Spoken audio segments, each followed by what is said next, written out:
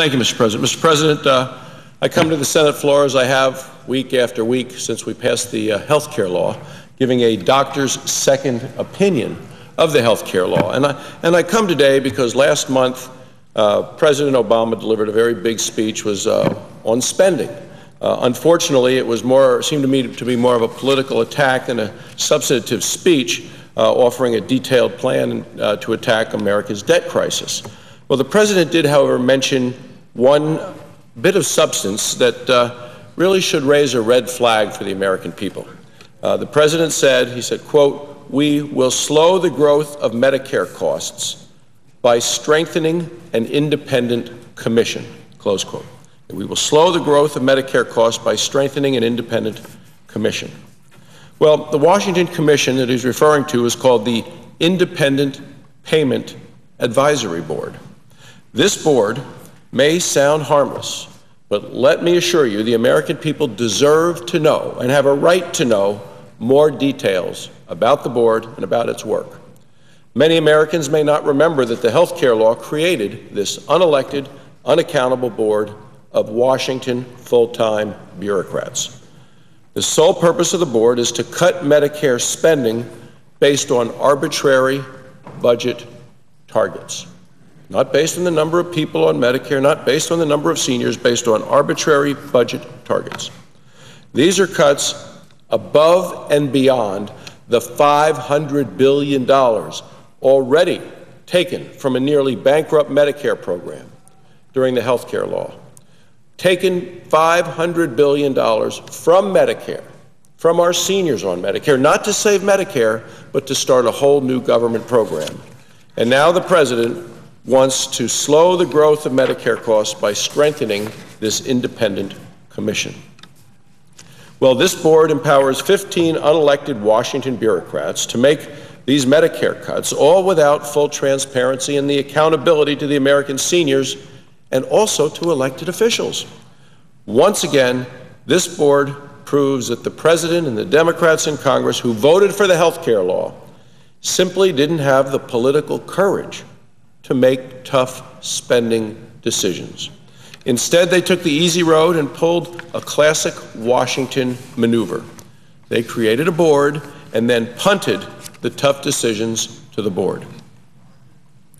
Well, this forced Congress to abdicate two important congressional duties. First is the constitutional responsibility to manage Medicare spending.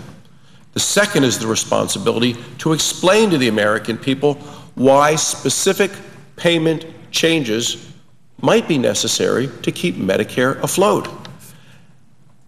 All because the President and Washington Democrats refused to lead. They simply threw up their hands and said, let someone else deal with it. Well, if expanding this independent board is, and they call it independent, but I'm not so convinced that it is, but it's called the Independent Payment Advisory Board. If expanding this board is the one and only concrete proposal that the President has to reform Medicare and reduce the debt, and most Americans may never have even heard of it, then it's important that we take the time on the Senate floor today to discuss exactly how this board works and the impact that it will have on medical care in America. Now, I call this the top 10 things that you need to know about the Independent Payment Advisory Board. Now, to me, this issue is so important that I plan to talk about 5 of them today, and then to come back next week as part of a doctor's second opinion on the health care law and talk about the next 5.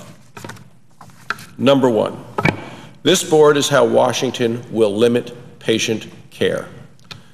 When Congressman Paul Ryan offered his 2012 budget plan, the President and members of his party launched an all-out media assault on Medicare spending. The White House and Democrats used inflammatory and patently false statements to scare people about the Ryan plan. What they failed to mention, however, is that the President's own health care law actually has significant caps on Medicare spending. To enforce the caps, the President and Washington Democrats went with their tried and true solution: create another board. Well, what does all this mean for people currently on Medicare and for future Medicare patients? Well, a centralized Washington board will arbitrarily cut payments to Medicare providers, doctors, nurses, people taking care of patients. What they're going to do is they will squeeze Medicare savings by cutting provider payments and treatment options, which will punish patients. Why are they doing this? To start a whole new government program, not for the people that paid into Medicare, but for a different whole group of people. So not only will medical professionals facing these cuts decide to simply stop seeing Medicare patients, and we see that today, Mr. President. I mean, frankly, doctors are running away from Medicare, not wanting to see Medicare patients. Well, individuals, families will watch, helpless, as a Washington bureaucrat decides what kind of treatments that person can have. Number two, this board, they're going to make recommendations, and those recommendations will automatically become law. So how can that be? Something that a board does automatically becomes law? But their spending recommendations automatically become law unless Congress acts to stop it. And if Congress would actually want to stop the board's policies, there are very few options. The options are severely limited. Overriding the requirements of overriding these boards' recommendation requires a 3/5 majority in the Senate. It's a high hurdle to jump. Or Congress can pass a different Medicare spending plan, but there's a catch. It still has to meet the same arbitrary spending target. So if Congress does nothing, then Health and Human Service Secretary Kathleen Sebelius will implement the board's plan. Well, Mr. President, Medicare consumes about 13% of the federal budget, and former Office of Management and Budget Director Peter Orszag called this board, quote, the largest yielding of sovereignty from Congress since the creation of the Federal Reserve. Let me say that again, Mr. President. The former director of the Office of Management and Budget, Peter Orszag, called this board the largest yielding of sovereignty from Congress since the creation of the Federal Reserve. The bottom line is this board isn't making recommendations to Congress. This board is passing law. Well, Congress doesn't have to approve of these policies of the board, and the President doesn't have to sign them. They are law. This represents an unprecedented shift of power from the legislative branch of the federal government to an unelected board of 15 bureaucrats. Number three, the policies of this board cannot be challenged in court. On April 19th of this year, the New York Times published an article titled, Obama Panel to Curb Medicare Finds Foes in Both Parties. This article explains that, in general, federal courts could not review actions to carry out the board's recommendations. Let me repeat, the health care law blocks patient lawsuits against this board's bureaucratic decisions. Well, there's an institute in Arizona called Arizona's Goldwater Institute. They filed a lawsuit against the law based in part on this payment advisory board.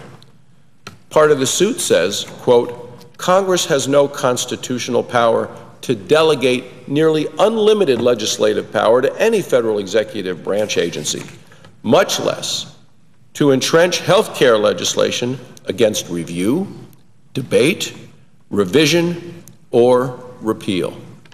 Such federal overreaching must be rejected if the principles of limited government and the separation of powers established by the United States Constitution mean anything.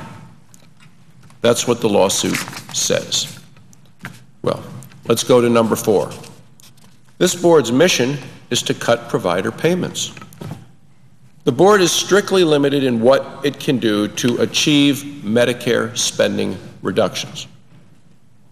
By law, the board can't raise revenue by increasing taxes. It can't increase patient cost-sharing methods like premiums, co-payments, and deductibles. And it can't alter Medicare eligibility or benefit package.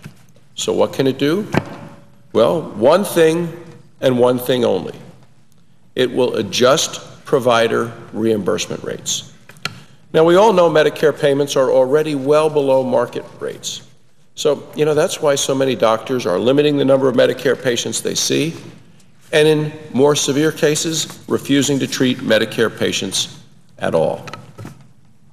Well, additional subjective cuts to Medicare will not make the program more efficient or more available.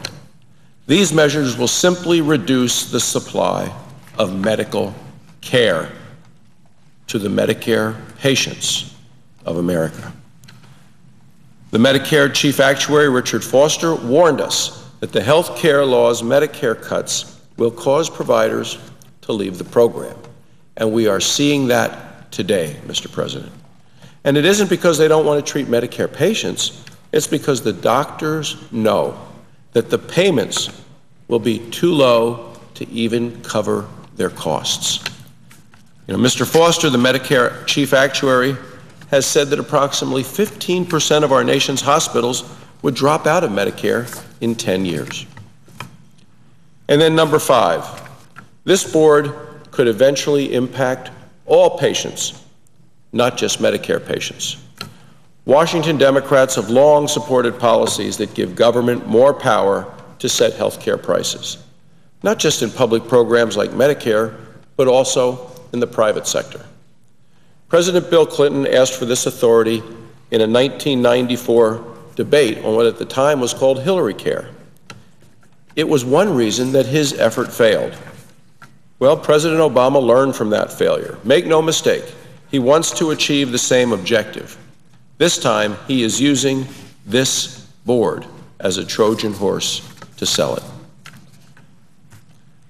If President Obama's health care law remains the law of the land, millions of Americans will have government-subsidized health insurance.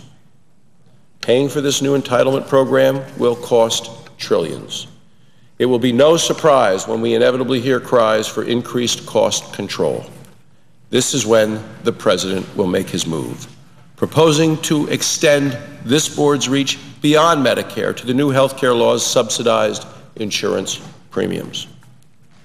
Last month, the President opened the door to this strategy when he proposed in his speech to expand this board's power and its control over Medicare. And that is why, Mr. President, I come to the Senate floor each and every week to deliver a doctor's second opinion about the health care law, a law that I believe is bad for patients, bad for providers, the nurses and the doctors who take care of those patients, and bad for our taxpayers. And I believe, Mr. President, that the more the American people discover about this so-called independent payment advisory board, the more unpopular the President's health care law will become. Thank you, Mr. President. I yield the floor and notice the absence of a quorum.